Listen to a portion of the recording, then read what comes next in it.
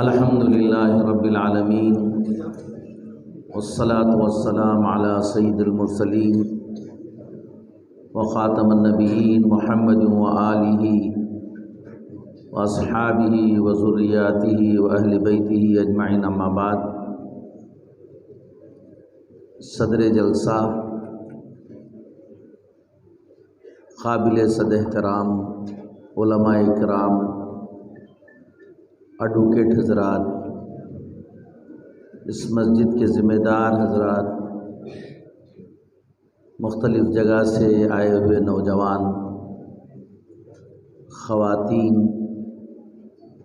और इस मदरसे में तालीम हासिल करने वाले स्टूडेंट्स,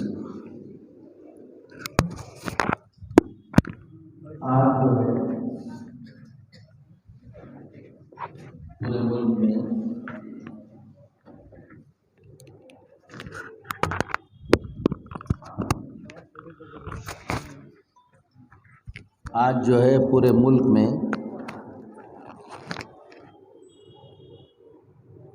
यौम दस्तूर मनाया जाता है।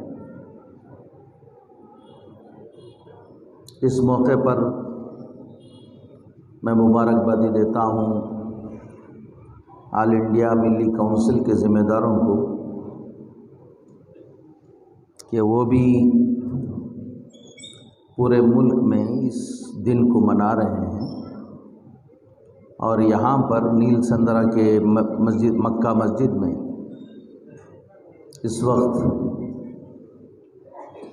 एडवोकेट हज़रात, ज़िम्मेदार हज़रात, ख़ास तौर पर उलमा सबको जमा करके ये अहम तकरीब कर रहे हैं। ब्रदर मोहतरम जनाब सुलेमान साहब ने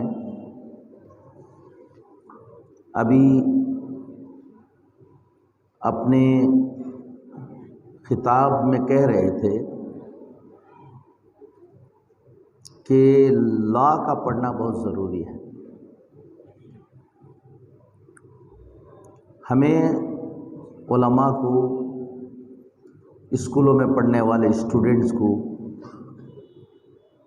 ख़ास तौर पर जो 10th और 12th पढ़ रहे हैं उनको अपना मुस्तकबिल का कैरियर बनाने से पहले हमें समझना चाहिए कि हम कौन सी स्ट्रीम को लेना चाहिए। अगर यहाँ पूछूं मैं सबको, और पूरे हिंदुस्तान में तालीमी इदारों में हम पूछते रहते हैं पेरेंट्स को, बच्चों को, कॉलेज के स्टूडेंट को, 10th पढ़ने वाले बच्चे, 12th पढ़ने वाले बच्चे, यहाँ तक कि छोटे बच्चों को अगर मैं पूछूं तो तुम क्या बनना चाहते हो, तो हमको 2 लफ्ज़ याद हैं। समझकर याद है या नहीं समझकर याद है मालूम नहीं है। पूछेंगे तो क्या बनना चाहते हैं, तो पहले नंबर पर डॉक्टर, अगर मिस हो गया तो इंजीनियर। वो समझते हैं, तो मैं इसका मतलब ये नहीं है कि डॉक्टर के स्ट्रीम से मुझे कोई दूसरी बात है। ये जो स्ट्रीम चुनी जाती है, मालूम नहीं है लोगों को कैसे चुनी जाती है। हर बच्चे, जितने भी बच्चे हैं, चाइल्ड साइकोलॉजी, ह्यूमन साइकोलॉजी को आप पढ़ेंगे, हर बच्चे का दिमाग एक तरह से काम नहीं करता है। उसको मल्टीपल इंटेलिजेंसी कहा जाता है। कोई बच्चा लिंग्विस्टिक होता है, कोई बच्चा लॉजिकल मैथमेटिकल होता है, कोई बच्चा स्पैशियल इंटेलिजेंसी का होता है, कोई काइनेस्थेटिक इंटेलिजेंसी का होता है, कोई इंटरपर्सनल होता है, कोई इंट्रापर्सनल होता है। तो सबसे पहले माँ बाप और बच्चे खुद अपनी माइंड मैपिंग करना सीखना चाहिए कि हम कौन सी इंटेलिजेंसी में डोमिनेंट हैं। एक छोटी सी मिसाल सब जगह बताता हूँ, आपको भी बता रहा हूँ, सब एडवोकेट भी बैठे हुए हैं इसलिए बता रहा हूँ।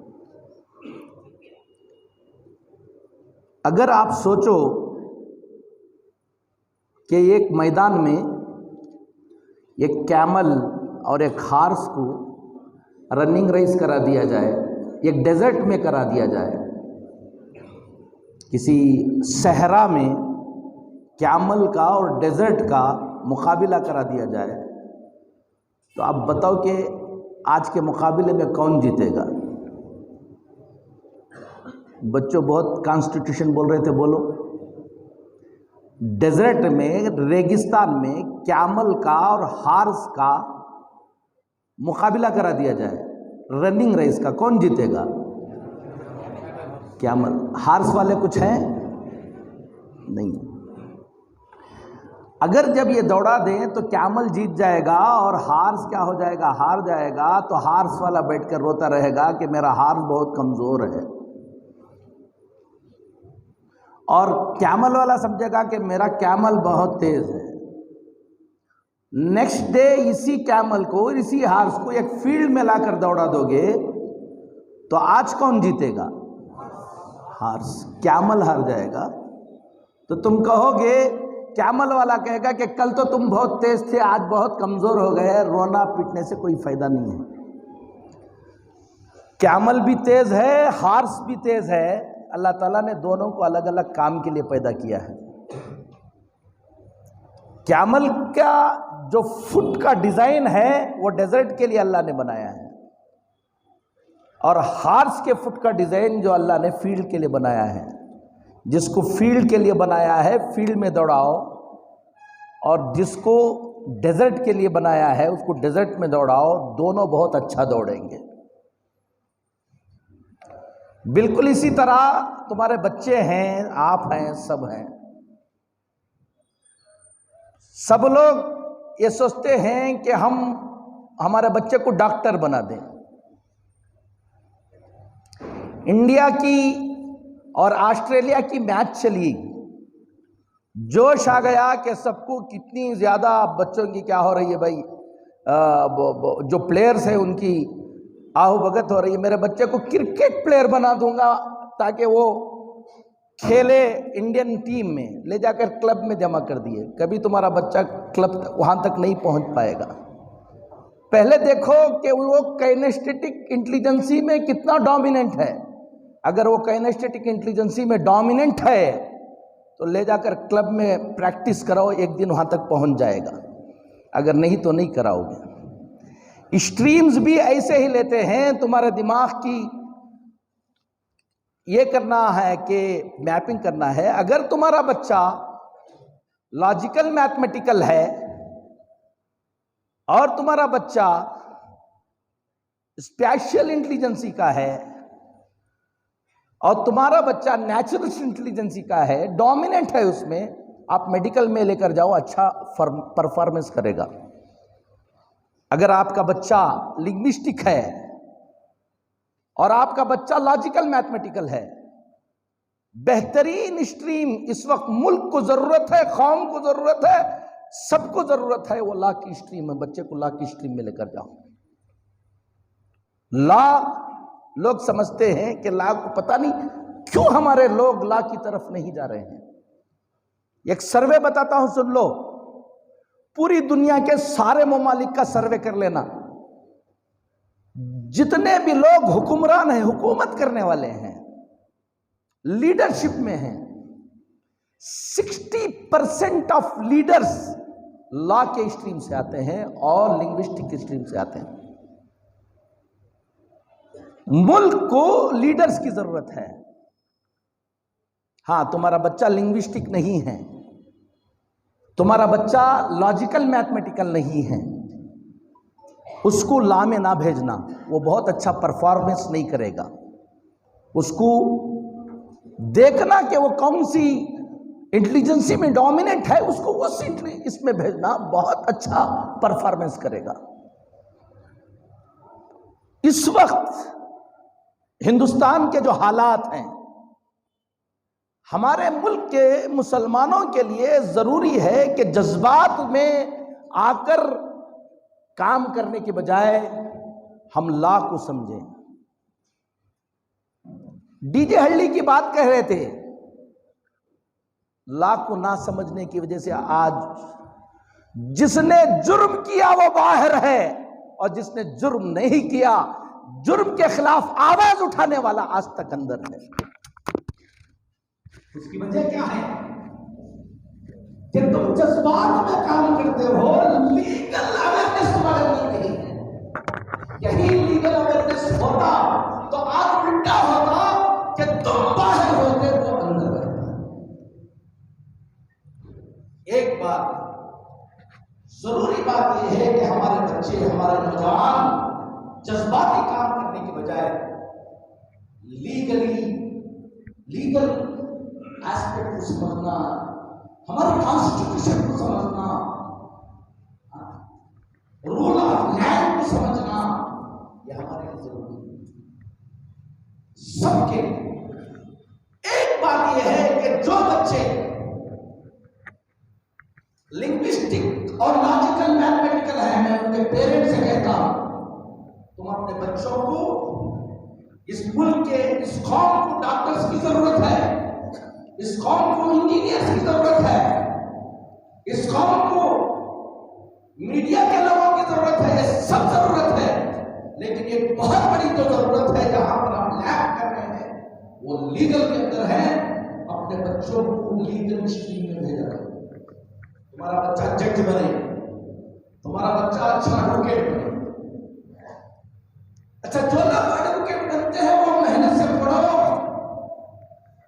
पढ़ने का जमाना खत्म हो चुका है, बरसों गुजर जाते हैं, किताबें खोलकर हम नहीं देखते।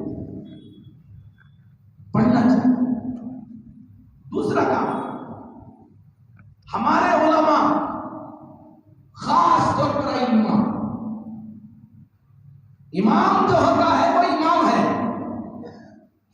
इमाम का मतलब उस मोहल्ले के सारे मसाइल का जिम्मेदार है। वो मोहल्ले को हर मसले में शरीयत के मुताबिक गाइड करने वाला होता है। मैं इस मौके पर बहुत उलमा यहां पर बैठे हैं, मौलाना मुफ्ती ज़हीर साहब बहुत दिनों से हमसे कह रहे हैं कि आप कुछ क्लासेस लीगल इसके चलाओ। हम लोग कोशिश कर रहे थे, जस्टिस जवाद रहीम साहब मेरे दोस्त हैं, उनके जरिए, लेकिन जब शुरू कराने का मौका आया तो वो बीमार पड़ गए, वरना उलमा के लिए क्लासेस हम शुरू कराना चाहते। मिली काउंसिल की जानिब से कुछ इनिशिएटिव इसमें लिया जा रहा है, मुबारक की बात। सारे उलमा बेसिक कॉन्स्टिट्यूशन के बारे में और बेसिक लॉ के बारे में हर आलिम को इस जमाने में मालूम होना, समझ लो कि बहुत जरूरी है। अगर आपको मालूम होगा, आप मोहल्ले के बच्चों को बहुत सी परेशानियों से बचा लोगे। फिर आप जब तकरीर करते हो, जो आप खिताब करते हो, जो आप एक्ट करते हो, आसानी के साथ कोई आप कुछ नहीं कर पाएगा अगर लीगल चीजों से आप। मेरी दूसरी दरख्वास्त यह है कि हमारे उलमा इसको short term classes, certificate courses के तौर पर हमें तैयार कर लें। ये जो एडवोकेट हजरात जो बैठे हुए हैं, ये लोग इसमें कुछ इनिशिएटिव लें और मोहल्ले के अंदर बेसिक कॉन्स्टिट्यूशन के बारे में, बेसिक लॉ के बारे में क्लासेस में तकरीरों से नहीं होता। तकरीरों से अवेयरनेस तो हो सकता है, आप कुछ कर नहीं सकते।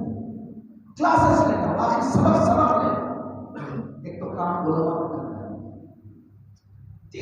तीसरे लोग, आप डॉक्टर बनो, इंजीनियर बनो, जो कुछ बनो रहो, लेकिन लॉ की जनरल नॉलेज आपको होना हर एक के लिए जरूरी है। आप 50 रुपए लगा जाते हैं, आप लॉ की जनरल नॉलेज सबको रखना बहुत जरूरी है। आज मैं एक प्रेजेंटेशन, जब मुझे दावत दी गई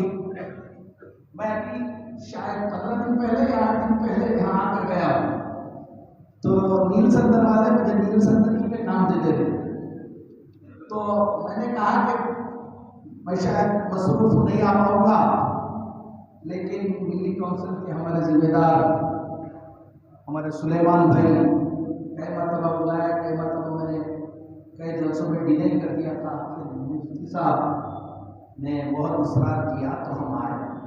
तो मैं आज जो तैयार किया हूँ ये हमारे उलमा के लिए और आवाम के लिए, और एडवोकेट हजरात बैठे हैं उनके सामने सबक सुनाता हूँ, कुछ गलती हो तो बता रहा। तो एडवोकेट हजरात के सामने सबक, उलमा के सामने इंट्रोडक्शन, और खासतौर पर आवाम के सामने। अल्लाह हमको समझ की तौफीक नसीब फरमाए। 1947 15 अगस्त 1947 में मुल्क आज़ाद हुआ। 29 अगस्त 1947 में एक कमेटी बनाई, उसको कॉन्स्टिट्यूएंट असेंबली कहते हैं, यानी दस्तूर को लिखने वाली कमेटी और उसको अप्रूवल करने वाली एक कमेटी बनाई। इसमें ड्राफ्टिंग कमेटी बनाई गई, जनाब B.R. अम्बेडकर साहब उसका चेयरमैन बनाया गया, ताकि अंग्रेजों से आजाद होने के बाद हमारा मुल्क एक आजाद हिंदुस्तान में आजाद कॉन्स्टिट्यूशन के साथ चल सके।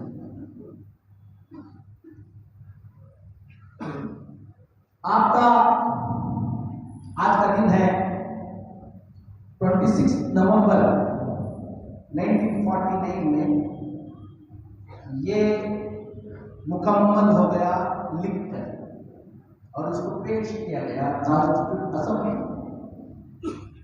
ये इसमें पास हुआ 26 जनवरी 1950 में। ये इम्प्लीमेंटेशन स्टार्ट, ये हमारा दस्तूर। दस्तूर क्या है? मैं हमारे बच्चे जो है, मेरा अच्छा खासा टाइम अल्हम्दुलिल्लाह ले रहा था, वो आधा बता चुके हैं माशाअल्लाह, लेकिन हम लोग सब इल्मी ज़बान में बोलते हैं, वो कबाबा की और इसकी होटला की ज़बान में ऐसा शब्द है कि सबको समझ में आया माशाअल्लाह, वेरी गुड। इसका एक प्रेम्बल है, ये दबाव में लिखा गया है। अब मैं उस तफसील में नहीं जाता, सिर्फ प्रेम्बल को बताता हूँ। प्रेम्बल कहते हैं किसी भी किताब को आप लिखते हैं तो एक तमहीद लिखते हैं, उस तमहीद में आगे जो कुछ लिखा जाने वाला है उसका फोकस यहाँ पर हो जाता है। हमारे कॉन्स्टिट्यूशन का एक प्रेम्बल है, we the people of India